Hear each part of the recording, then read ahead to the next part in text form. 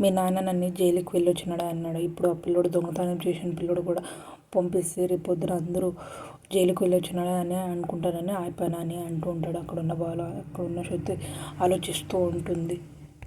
నేను ఆవేశపడతాను, దానికి ముందు నేను ఆలోచిస్తాను. ఇది ఇంత నా గురించి చెప్పుకోవట్లేదు, గొడవ ఎవరి మూలంగా జరిగిందో ఇంత పక్కన పెడదాం అని అంటూ ఉంటాడు. అక్కడున్న శృతి ఆలోచిస్తూ ఉంటుంది. తప్పు ఒకరు చేసే శిక్ష ఒకరికి వేయకూడదు. అక్కడున్న కొట్లాడేదాంట్లోన రవి ఉన్నాడా అని అడుగుతూ ఉంటాడు. అక్కడున్న శృతి ఆలోచిస్తూ ఉంటుంది. వాడు నిన్న ఎంతగా ప్రేమించాడు, నా మీద కోపం ఉంటే ఎన్నేళ్ళైనా మనసులో పెట్టుకో, నేను వద్దనలేను అని అంటూ ఉంటాడు. అక్కడున్న శృతి ఆలోచిస్తూ ఉంటుంది. మా తమ్ముడిని ఎందుకు దూరం చేసుకుంటున్నావు, మీ ఇంట్లో వండుకోకుండా మా ఇంట్లో వండుకోకుండా వర్కర్స్ రూమ్లో బొద్దింకలోన ఉంటున్నాడు అని అంటే అక్కడ ఉన్న శృతి ఆశ్చర్యమైపోతుంది. బహుశా నీకు తెలిసి ఉండకపోవచ్చు, నీకు దూరమై మా కుటుంబం దూరమై వాడు ఒంటరిగా ఎంత బాధపడుతున్నాడో నువ్వే ఆలోచించు అని అంటూ ఉంటాడు. అక్కడ ఉన్న శృతి ఆలోచిస్తూ ఉంటుంది. పెళ్ళంటే, కాపురం అంటే, జీవితం అంటే 1000 కష్టాలు వస్తాయి. కష్టాలు వచ్చిన భార్య భర్తలు కలిసి ఉండాలి అని అంటూ ఉంటాడు. అక్కడున్న శృతి ఆలోచిస్తూ ఉంటుంది. మీనా చూడు, మా ఇద్దరికి ఎంత గొడవ అయితే కూడా నన్ను వదిలేసి వెళ్ళిపోయింది అని అంటూ ఉంటాడు. అక్కడున్న శృతి ఆలోచిస్తూ ఉంటుంది.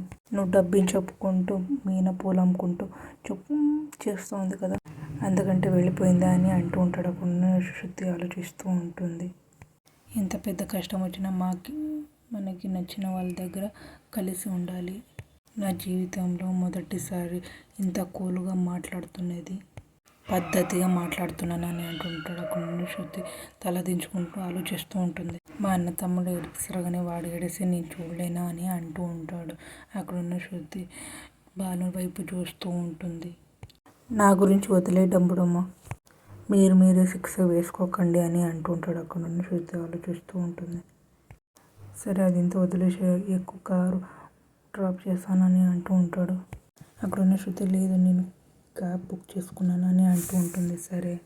సరే నేను వెళ్తాను, మా అమ్మ నీ గురించి రవి గారి గురించి సరిగా అన్నం తినుకుంది అని అంటుంటాడు. ఆలోచించు అని అంటుంటుంది. సరే అని అంటుంది. అక్కడున్న బాలు వెళుతూ ఉంటాడు. అక్కడున్న శృతి ఆలోచిస్తూ ఉంటుంది. మనోజ్ ఫ్రెండ్ స్వామీజీ దగ్గరకు వచ్చి ఉంటారు. అక్కడున్న మనోజ్, బ్రో ఇతన్ని చూడటానికి ఇంతమంది వచ్చారు కదా అని అంటూ ఉంటాడు. అక్కడున్న ఫ్రెండ్, ఈ స్వామీజీ మహా పవర్ఫుల్ అని అంటూ ఉంటాడు. ఇతను చెప్తే ఖచ్చితంగా తిడుతుందని, ఇతని దగ్గర నుంచి నాకేమి యూజ్ ఏంటి అని అంటూ ఉంటాడు. వాళ్ళ ఫ్రెండ్ ఊరికి చూస్తూ ఉంటాడు. అక్కడున్న నాకేమైనా జాబ్ ఇప్పిస్తాడా, నా జాబ్కి ఫైనాన్స్ చేస్తాడా అని అంటూ ఉంటాడు. గట్టిగా ఎవరో ఒక స్టేట్కి ఫాలోవర్స్ ఉన్నారు, వింటే ఊరుకోరు చూడ అని అంటూ ఉంటాడు. అక్కడ తలకాయ దించుకొని ఆ పక్కలు చూస్తూ ఉంటాడు. అమ్మో అని అంటాడు. అక్కడ ఉన్న స్వామీజీ మీరే రండి వెళ్ళండి అని అంటూ ఉంటాడు. పద వెళదాం పద, పిలుస్తున్నారు పద అని అంటూ ఉంటాడు. అక్కడ లోపలికి వచ్చి అక్కడున్న మనోజ్ దిక్కులు చూస్తూ ఉంటాడు. వాళ్ళ ఫ్రెండ్ ఉండి కూర్చో అని చెప్తాడు.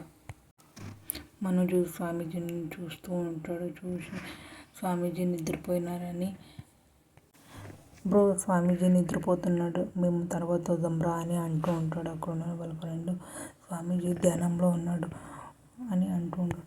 అక్కడున్న స్వామీజీ కళ్ళు తెరిచి చూస్తూ ఉంటాడు ఇద్దరిని. స్వామీజీ నేను చెప్పాను కదా, ఇతని చాలా చదువుకున్నాడు, జాబ్ రాలేదు అని అంటూ ఉంటాడు. అక్కడున్న స్వామీజీ చదువు ఒకటి ఉంటే సరిపోదు, అక్కడున్న మనోజ్ సర్టిఫికేట్ కూడా ఉంది స్వామి అని అంటాడు. అక్కడున్న ఫ్రెండ్ షూ అని అంటాడు. అక్కడున్న స్వామీజీ దైవ అనుగ్రహం కూడా కావాలి అని అంటాడు. మీరు ఏమో ఒకటి చేసి ఇతని జాబ్ వచ్చేలా చేయండి స్వామి అని అంటాడు వాళ్ళ ఫ్రెండ్. దానికి ముందు నేను ఒక స్వామీజీకి ప్రశ్నలు అడుగుతాను అని అంటూ ఉంటాడు. అక్కడున్న స్వామి చూస్తూ ఉంటాడు.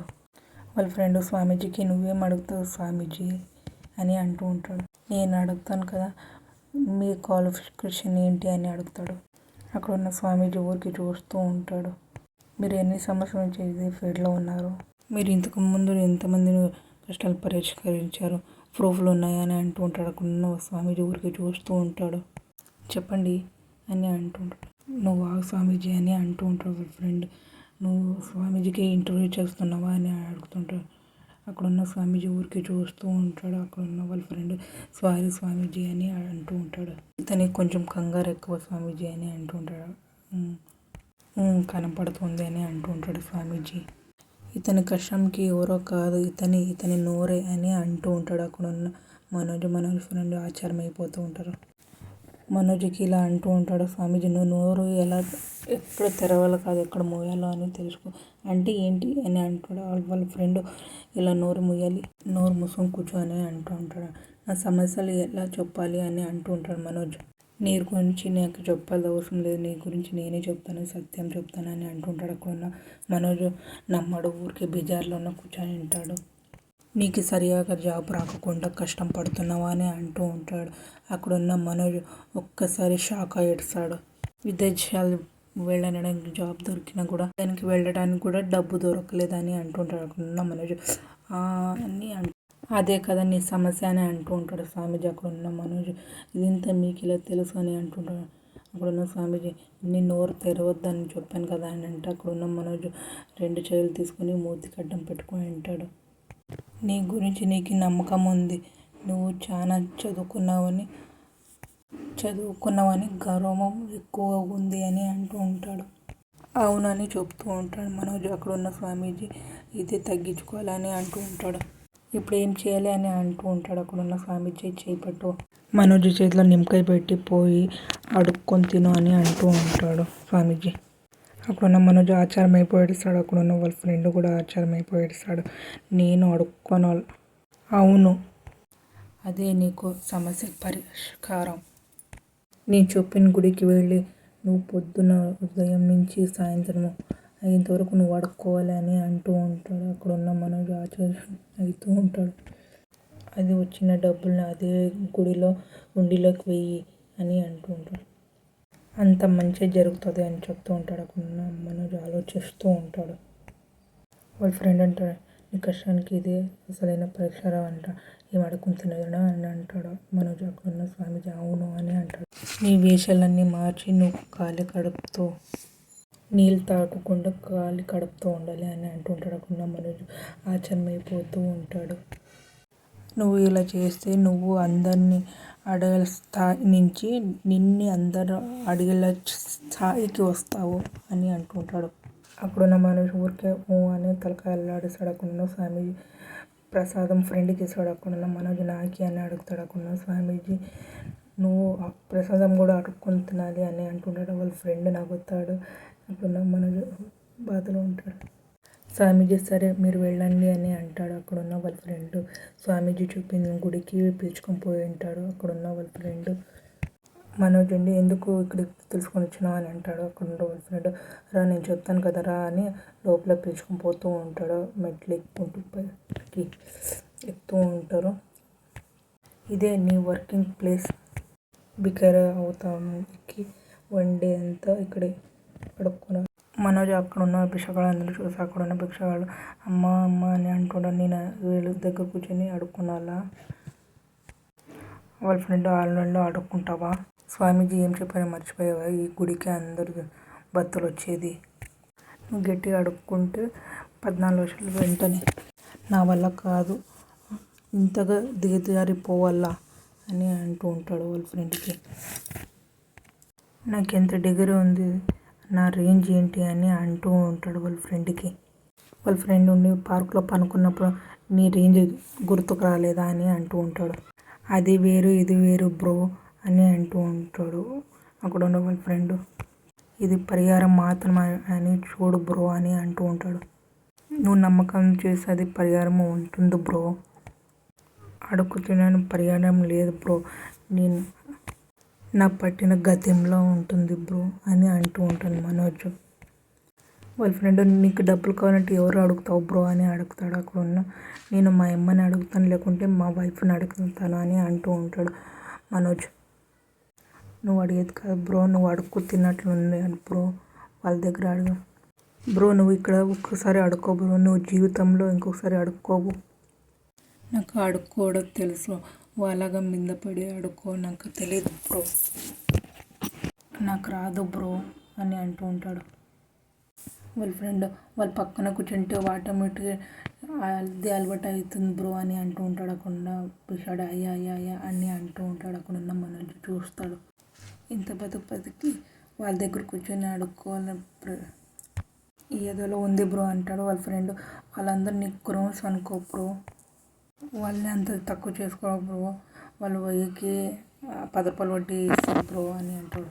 అక్కడున్న మనోజ్ ఆచారం అయిపోతూ ఉంటాడు. అక్కడున్న వాళ్ళ ఫ్రెండ్ వాళ్ళు ఎంత సంపాదించుకోడో వాళ్ళ బుద్ధి మాత్రం పొందించుకోరు అని అంటూ ఉంటాడు వాళ్ళ ఫ్రెండ్ మనోజ్కి.